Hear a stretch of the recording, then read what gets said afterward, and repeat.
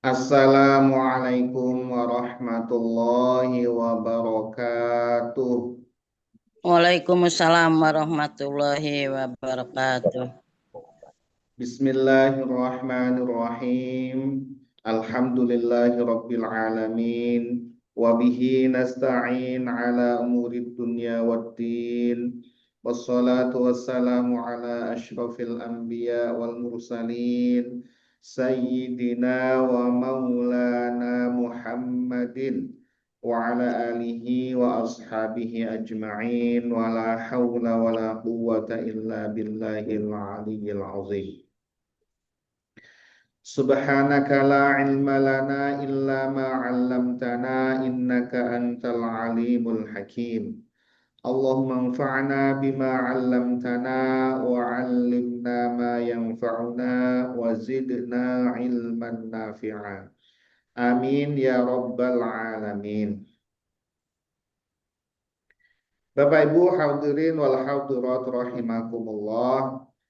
Alhamdulillah puji syukur kita panjatkan kehadirat Allah Subhanahu wa taala atas segala karunia nikmatnya.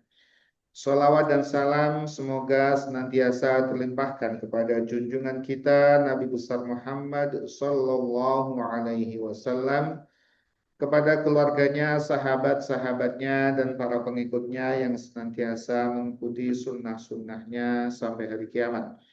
Semoga kita, keluarga kita, anak keturunan kita tergolong umatnya Nabi Muhammad Sallallahu Alaihi Wasallam dan akan mendapatkan syafaatul uzma fi yaumil qiyamah. Amin ya rabbal alamin. Amin. Bapak Ibu hadirin wal hadirat rahimakumullah. Alhamdulillah pada malam hari ini kita diperkenankan oleh Allah Subhanahu wa taala untuk melanjutkan kajian kitab Riyadhus Shalihin. Insyaallah pada malam hari ini kita akan mengkaji hadis nomor 231 di bab 27.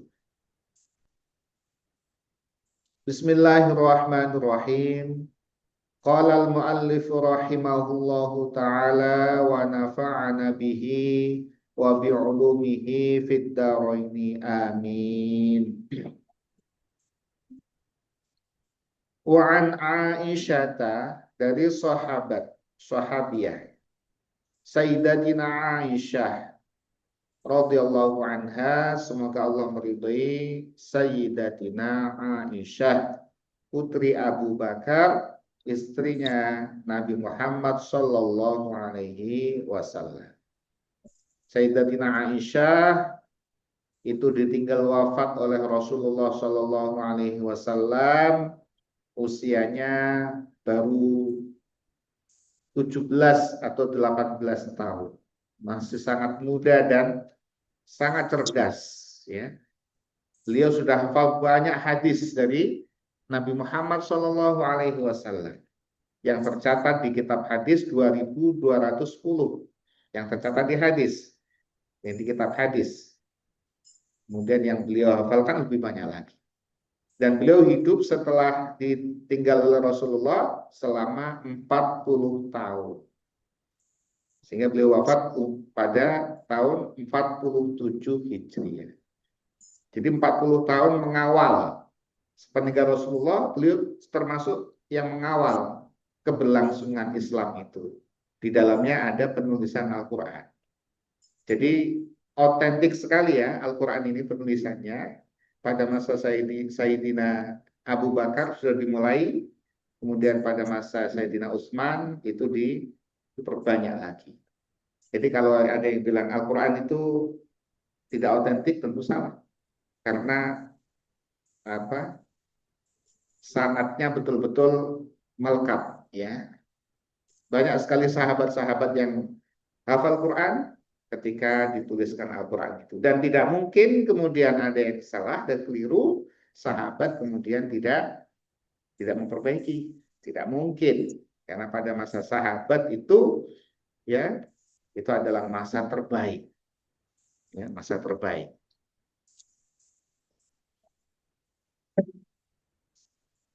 Qalat, berkata Sayyidatina Aisyah, In kana Rasulullah sallallahu alaihi wasallam in ai innahu. Jadi ini tidak, kalau kita kan jika gitu ya. In syartiyah. Ini bukan. Ini adalah innahu ya, dikhafifahkan. Jadi nun taukid yang dikhafifahkan. Innahu. Jadi disingkat jadi in. Sesungguhnya karena Rasulullah sallallahu alaihi wasallam, Rasulullah sallallahu alaihi wasallam itu layada'u, sungguh. Jadi menguatkan lagi itu Rasulullah. Sungguh beliau meninggalkan al-amala, satu amal.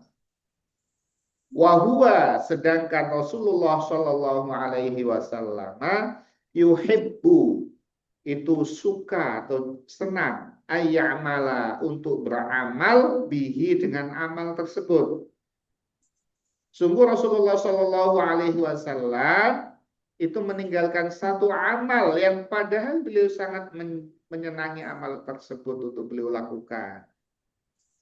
Apa motivasinya? Khosyata, karena khawatir ayyamala, untuk melakukan, untuk beramal bihi, dengan amal tersebut, annasu, yaitu para sahabatnya, umatnya, fayufrodo, maka kemudian difardukan, diwajibkan alaihim, kepada sahabat Nabi, kepada umatnya.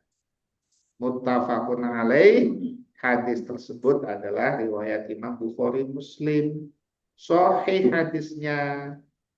Jadi Rasulullah Shallallahu Alaihi Wasallam itu sangat memahami umatnya. Beliau kalau melakukan satu amal, beliau senang amal tersebut. Kalau beliau lakukan terus-menerus, maka sahabat akan kemudian mengamati. Sahabat selalu mengamati Nabi, apapun diamati. Ya, kalau beliau itu melakukannya terus-menerus, maka kemudian para sahabat menyimpulkan ini wajib. Tapi kalau beliau melakukan kemudian tidak, itu berarti amalnya sunnah.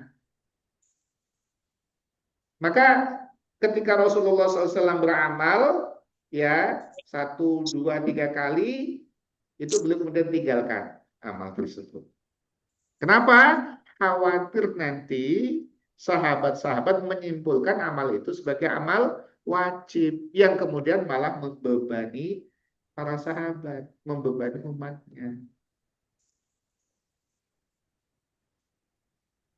Salah satu contohnya adalah sholat tarawih. Awalnya beliau, ya, sholat tarawihnya adalah di masjid berjamaah. Beliau malam pertama Ramadan hadir di masjid, kemudian sholat tarawih bersama sahabat. Sahabat ada yang keteteran itu, ada tarawih itu, ada sholat lagi itu ya, ada yang keteteran. Maksudnya tidak siap. Malam kedua beliau hadir lagi, sahabat sudah mulai siap, ya, sudah mulai, ada sholat nanti malam. Kemudian malam ketiga sahabat lebih banyak lagi itu, ya, ditunggu ada sholat lagi bersama Nabi, sholat tarawih. Malam keempat banyak lagi para sahabat, siap semuanya, sudah nunggu. Nabi tidak datang. Nabi tidak datang. Sahabat tidak kemudian bubar, ditunggu. Kenapa? Malam pertama, malam kedua, malam ketiga, Nabi sholat di masjid bersama sahabat.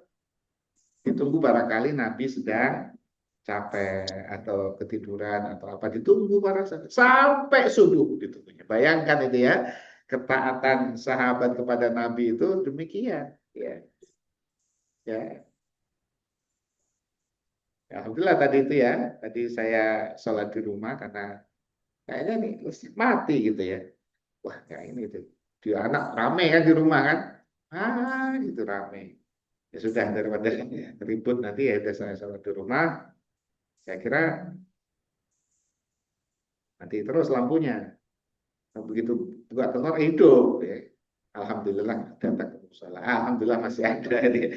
Masih ada yang menunggu. Ya, bukan kemudian malah sahabat ditunggu sejam 2 jam bubar. Enggak, sahabat menunggu sampai pagi. Dan paginya ditanya, ya, ya, kenapa wahai Rasulullah? Ya itu tadi bahwa aku khawatir ya kalau kemudian sholat itu sholat ini akan dijadikan wajib bagi kalian, diwajibkan bagi kalian. Begitu itu nanti. Ya. Maka sholat tarawih sunnah, ya sunnah. Kenapa beliau lakukan di masjid, kemudian beliau tidak melakukan? Ya. Jadi sesuatu yang pernah beliau lakukan, kemudian beliau tinggalkan, artinya tidak wajib. Termasuk misalnya kunut subuh beliau pernah lakukan, beliau tidak. Ya. Jadi jangan meninggalkan sama sekali. Ya. Itulah bagian dari apa? Dari kasih sayangnya Nabi kepada umatnya, tidak ingin memberatkan kepada umat.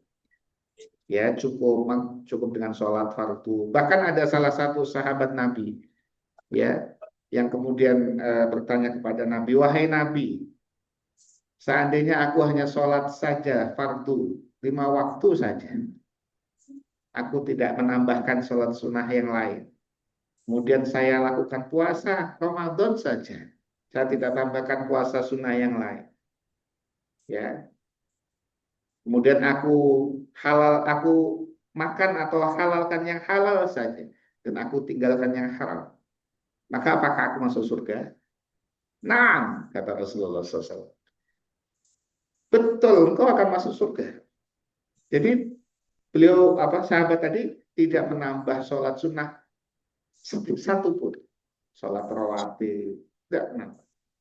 Puasa juga hanya Ramadan saja. Kemudian beliau tidak mau tentu makan makanan yang haram dan sebagainya. Cukup dengan itu bisa masuk surga? Nah, bisa masuk surga. Artinya modal masuk surga itu ya kalau kita melakukan amal-amal wajib saja itu sudah bisa.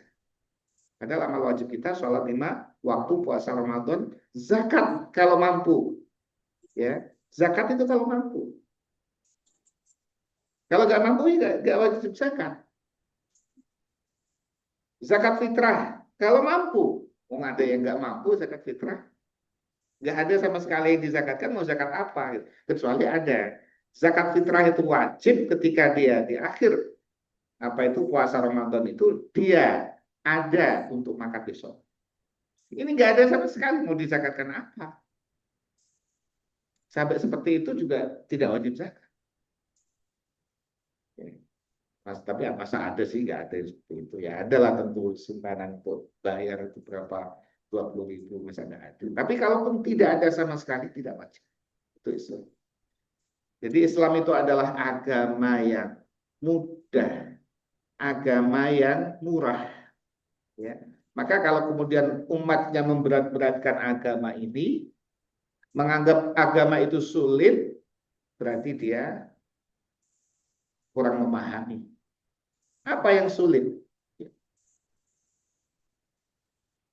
Agama tidak ada yang sulit pelaksanaan syariat itu. Sholat 5 waktu tidak perlu harus membayar. Tidak perlu harus membayar sholat itu. Puasa nggak harus bayar. Oh, puasa kan berat dan makan dari pagi sampai sore. Ternyata anak-anak juga pada kuat puasa. Jadi yang bilang berat itu kenapa? Ya karena nafsu saja. Ternyata begitu dilakukan oleh anak-anak kecil, bisa juga anak 4 SD, anak kelas 5 SD, bisa puasa itu full. Ternyata anak kecil aja sih bisa begitu. Dan sehat anaknya. Gitu. Sholat tidak mampu berdiri, duduk. Nggak mampu berdiri kalau terpaksakan berdiri. Nggak ada memaksakan sholat itu harus berdiri. Kalau mampu berdiri, lakukan berdiri. Tapi kalau nggak mampu berdiri, silahkan duduk. Nggak bisa juga duduk berbaring, sakit. Nggak bisa berbaring, miring saja. Nggak bisa miring terlentang. Ya, itu. Sholat ketika perjalanan payah ini. Waktu naik bis susah payah. Gitu. silakan Anda jamak dan qashar. Begitu ya Islam itu. Maka tidak ada yang menganggap tidak ada yang kemudian memberat-beratkan agama ini kecuali dia akan dikalahkan. Wudu, waduh, wudu ini sah apa enggak ya? Sampai balik lagi. Sedih dia. Sholat ya Allah, Allah, Allah, Allah, Allah, susah sekali tidak seperti itu. Ya, itu karena dia memberat-beratkan. Udah biasa puasa, ditambah puasa Senin Kemis. Begitu dia nggak bisa puasa Senin lagi, kayaknya menyesal gitu. Dan kemudian dia malah, aduh kalau begini sudah nggak usah puasa saja. Nah, ya itu. Jadi kalau orang tergantung dengan amalnya seperti itu, tidak bergantung kepada kemurahan kasih sayang Allah Subhanahu wa Ta'ala.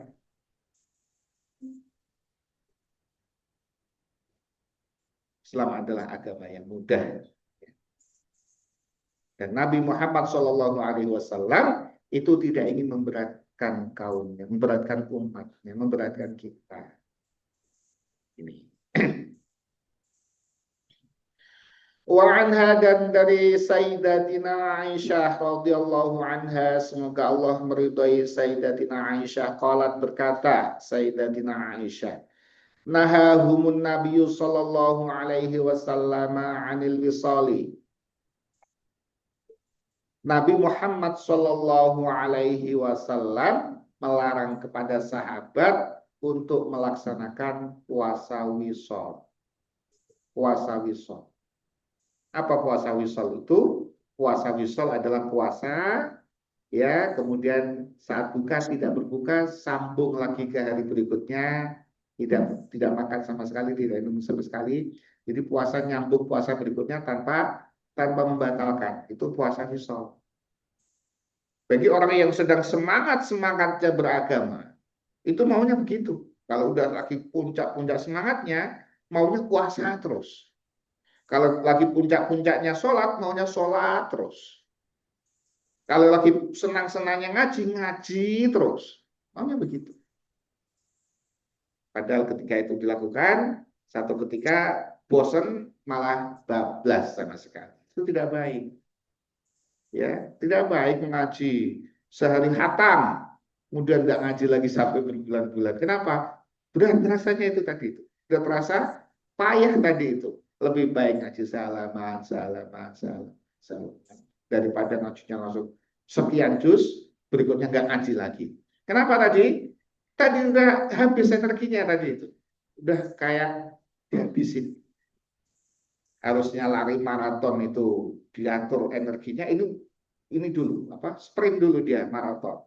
Ketika maraton dia sprint dulu, habis tenaganya, ya nggak sanggup mencapai finish. Jadi pada hadis ini Nabi melarang puasa wisol. Rahmatan, ya, sebagai rahmat, sebagai kasih sayang lahum kepada para sahabat. Ya, justru puasa itu sunnahnya adalah menyegerakan berbuka. Nah inilah Islam itu ya. Jadi Islam itu bukan berarti kemudian puasa, ya, yang baik adalah apa? Ketika buka tahan dulu. Maghrib dulu, Isya dulu, Tarawih dulu. Itu malah justru tidak mendapatkan sunnah. Yang sunnah adalah ketika masuk waktu maghrib, langsung buka. Nah itu sunnahnya. Ada kolak, makan kolak. Ya, ya, ada sate misalkan, silakan dimakan satenya. Ya, jangan sampai nanti sate ada di situ tinggal wah pikirin sate terus gitu ya. Silakan itu. Sunnahnya seperti itu. Dan itu sesuai dengan manusia. Manusia itu setelah lapar seharian, begitu dibuka saatnya berbuka, itu manusiawinya adalah makan. Justru mendapatkan sunnah. Yang menunda malah tidak mendapatkan sunnah. Itu Islam. Sahur. Sahur itu diakhirkan dan sunnahnya. Bukan sahur di jam 2 malam atau jam 11 malam. Tapi akhir nanti, menjelang subuh. Ya, ada waktu imsak sedikit itu. Sebelum imsak sedikit itu. Itu waktu-waktu yang apa namanya? Berkah gitu ya. Waktu sahur, waktu berkah. Mepet subuh berkah. Bukan di jam 2. Kenapa? Ya karena nanti akan menahan lapar dari subuh sampai maghrib sehingga makannya dipepetin. Ya, begitu Islam. Maka kalau ada orang yang memberat-beratkan Islam, kemudian membuat aturan-aturan yang kemudian tidak sesuai dengan manusia, tidak sesuai, tidak manusiawi, itu bukan dari Nabi Muhammad Shallallahu Alaihi Wasallam. Ada yang kemudian mengajak puasa, udah tahan dulu, udah boleh buka, ya, atau disambung berikutnya, itu bukan dari Nabi. Kalau melaksanakan Islam itu berat, tidak manusiawi, itu cirinya itu bukan dari Nabi Muhammad Shallallahu Alaihi Wasallam. Kalau dari Nabi Muhammad Shallallahu Alaihi Wasallam itu pasti mudah, ya, pasti mudah, pasti manusiawi, ada efek yang baik positif untuk jiwa dan raga kita, itu pasti. Tapi kalau menyimpang dari petunjuk Nabi Muhammad Shallallahu Alaihi Wasallam, terasa berat, payah, dan itu bukan dari Nabi Muhammad Shallallahu Alaihi Wasallam. Kenapa? Karena Nabi sangat sayang kepada umatnya. Kalau sayang itu kan tidak memberatkan, sayang itu memberatkan. Maka Nabi itu ketika ada dua pilihan, selalu beliau itu memilih pilihan yang paling mudah. Selalu. Kalau dihadapkan pada dua pilihan atau beberapa pilihan, selalu beliau akan memberikan opsi termudah bagi umat. Selalu. Ada satu cerita nih, dan ini hadis sahih. Sahabat ya tergopoh-gopoh datang kepada Nabi, wahai Nabi, payah ini aku. Ya, aku berhubungan badan dengan istriku saat siang Ramadan. Nah, ya kan? Saat siang Ramadan, bagaimana ya Nabi? Ya, mereka kan mudah. Ya Nabi gak sanggup. Kalau gitu puasa 2 bulan berturut-turut. Ya Nabi, ya jangankan 2 bulan berturut-turut nih. Puasa Ramadan ini bobol ini, malah apa hari ini bobol nih. 2 bulan, wah payah Nabi, payah ini nggak sanggup. Ya sudah beri makan 60 orang miskin. Ya, ya Nabi, mana ada yang lebih miskin dari saya gitu. Mana ada yang lebih miskin dari saya, di kampung ini saya paling miskin. Oh gitu, sudah. Nabi masuk ke dalam membawa sekeranjang kurma supaya maksudnya Nabi diberikan kepada orang miskin, dikasih makan ke 60 orang miskin. Ini kasih kepada mereka. Ya Nabi, ini kami juga nggak punya makanan ini, kami butuh juga makanan. Karena kami paling miskin ini ya sudah untuk kamu, begitu ya. Itu Nabi itu begitu apa? Solutif, ya mudah itu Nabi. Maka hal yang mudah jangan dipersulit, ya. Yang gampang jangan dipersulit. Yang sederhana jangan diberumit. Yassiru wala tu'assiru. Basyiru wala tunaffiru. Jadi selalu memilih opsi termudah di antara opsi. Kalau ada yang milih opsi lebih sulit, itu bukan dari Nabi Muhammad Shallallahu Alaihi Wasallam. Faqalu maka berkata para sahabat, innaka sesungguhnya engkau wahai Nabi tuwasilu, sedangkan engkau puasa wisal wahai Nabi. Ya. Nabi itu puasa pernah menyambung. Puasa kemudian tidak makan sama sekali dan sampai berikutnya nyambung puasa berikutnya. Itu sahabat tahu, maka ditanyakan engkau, sedangkan engkau puasa wisal ya Nabi. Maka qala bersabda Nabi Muhammad sallallahu alaihi wasallam, "Inni lastu kahai itu, kahai atikum." Sesungguhnya aku itu tidak sama dengan kalian. Ya, karena beliau nabi, beliau utusan Allah. Dunia ditaklukkan untuk Nabi kalau Nabi mau. Kalau Nabi mau dunia ditaklukkan tuh. Nabi mau minta apa saja akan dituruti oleh Allah Subhanahu wa taala. Minta gunung jadi emas, minta ini akan diturunkan oleh Allah Subhanahu wa taala. Dunia itu ditaklukkan dan melayani Nabi kalau Nabi mau. Ya, maka Nabi tentu posisinya berbeda dengan saya, dengan kita umatnya. Jadi ini untuk umatnya dilarang puasa wisol, haram puasa wisol. Karena larangan Nabi itu adalah menunjukkan haram. Jadi kita nggak usah puasa wisol, haram justru sok-sokan gitu ya. Wah saya masih kuat, nyambung lagi. Nah ya itu malah dilarang oleh Nabi Muhammad SAW. Nah ini sahabat, engkau puasa wisol ya Nabi? Maka Nabi menjawab, sungguhnya aku tidak seperti kalian. Ini abi itu sesungguhnya aku semalam itu, kalau aku bermalam semalam itu, yut'imuni rabbi wa yasqini. Allah memberikan makan kepadaku, memberikan minum kepadaku. Yang makan atau minum itu tidak harus berupa wujud fisik. Allah memberikan kekuatan kepada makhluknya itu tidak harus berwujud fisik. Kalau fisik itu kan biasa. Buktinya apa? Malaikat itu tidak makan, tidak minum, selalu on, selalu semangat itu para. Jadi Allah itu maha segala-galanya. Jadi kalau kita kan terkungkung oleh karena manusia harus makan, harus minum itu ya. Ya Allah punya makhluk-makhluk yang tidak butuh makan, tidak butuh minum, hidup terus, semangat terus, kuat terus, perkasa terus. Siapa? Malaikat. Tidak tidur bahkan tuh malaikat tuh. Tidak butuh tidur itu malaikat. Maka utusannya Allah Subhanahu wa taala itu bukan malaikat tapi manusia, Nabi Muhammad. Supaya bisa diikuti. Kalau utusannya Allah itu malaikat, repot banget ini. Malaikat tidak makan, tidak minum, tidak tidur, tidak berhubungan badan. Iya. Nah, utusannya adalah nabi yang sangat menyayangi umatnya. Beliau paham akan umatnya ini. Manusia yang memanusiakan manusia itu nabi. Nah, Nabi mengatakan seperti itu, ya. Maksudnya apa? Maksudnya adalah yaj'alu, Allah menjadikan via kepadaku kuwataman. Kekuatan seperti orang, seperti kekuatannya orang, kala yang dia makan wasyariba dan dia ya Nabi loh ya.